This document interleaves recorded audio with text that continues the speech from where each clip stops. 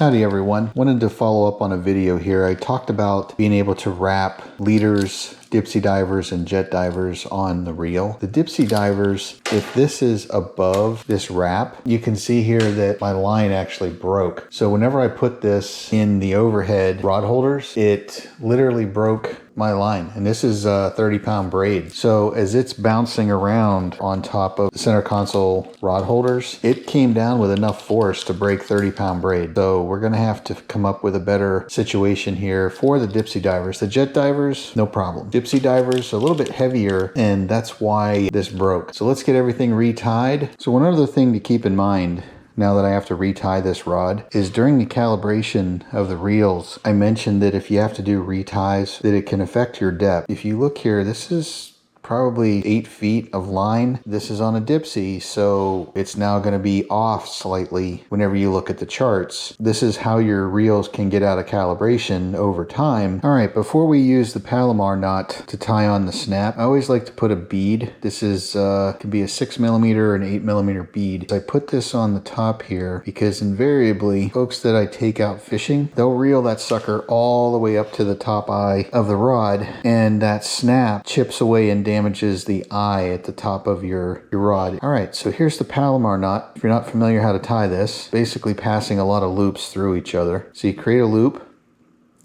pass it through the top of the snap, and then bring it back and create a secondary loop like this. And then you'll see there's this loop here. You want to pass it through this loop that you just created, making sure that you preserve this loop here. You can tighten this down just a little, but what you want to do is pass the snap through this loop and begin to pull this together. And you want to make sure that your knot is up here on the top of the snap. You don't want it down here around any of these other little bends or hooks. And once you have that nice and tight, just clean it up and we're ready to start putting things back together. Put the Dipsy back on. You'll see here that the bead slides down right above that snap. Instead of putting it right here where it's normally supposed to go with a Dipsy, let's put this up here. Now you don't want to put it in the eyelet. Let's get this wrapped up again, just like we did before. Now in this time, the cover is going to go up here and we want the Dipsy down below that like this. So now the Dipsy is down below where I'm going to put this wrap on. So that looks like it's going to be pretty tight. All right, so there we go. I think that's going to get it done.